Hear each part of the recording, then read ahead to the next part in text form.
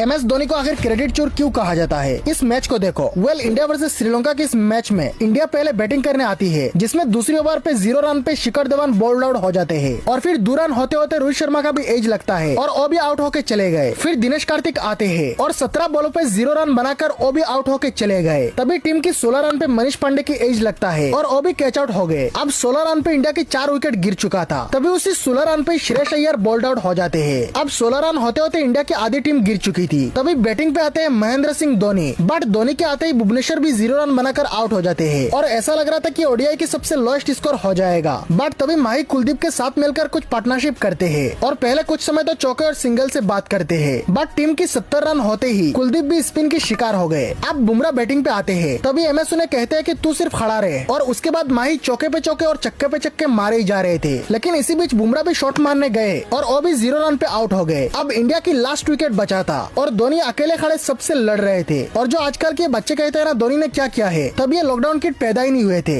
अब 80 रन पे इंडिया की 9 विकेट गिर गया था और अब माही भी जानते हैं कि अगर मैं उस नॉन स्ट्राइकर को बैटिंग पे ले आऊं तो वो बंदा आकर ही आउट हो जाएगा। इसीलिए इसके बाद से माही ने अपना गियर चेंज कर दिया और फिर लगातार श्रीलंका की धुलाई करने लग गए, जिसमें काफी सारे मजेदार शॉट थे। बट आखिर में 112 रन पे धोनी शॉट मारने गए और फील्डर के हाथों कैच आउट हो गए। फिर श्रीलंका ने इसे सिर्फ 20 ओवर में ही चेस कर दिया और भले ही इंडिया ये मैच हार गई, लेकिन धोनी की इस पारी की बदौलत इंडिया ये मैच शर्मनाक तरीके से ना हार के एक रेस्पेक्टफुली डिफीट हुई।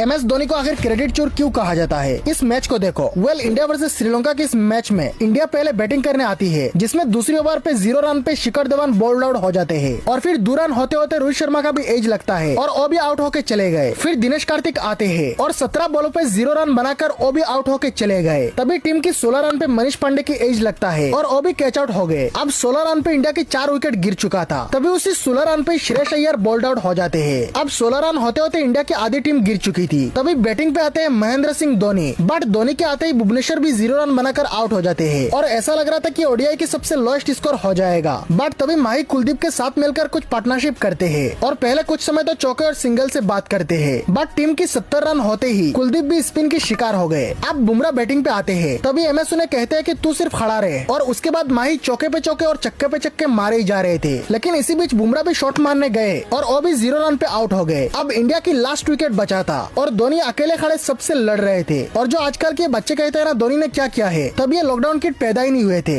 अब 80 रन पे इंडिया की 9 विकेट गिर गया था और अब माही भी जानते हैं कि अगर मैं उस नॉन स्ट्राइकर को बैटिंग पे ले आऊं तो वो बंदा आकर ही आउट हो जाएगा। इसीलिए इसके बाद से माही ने अपना गियर चेंज कर दिया और फिर लगातार श्रीलंका की धुलाई करने लग गए, जिसमें काफी सारे मजेदार शॉट थे। बट आखिर में 112 रन पे धोनी शॉट मारने गए और फील्डर के हाथों कैच आउट हो गए। फिर श्रीलंका ने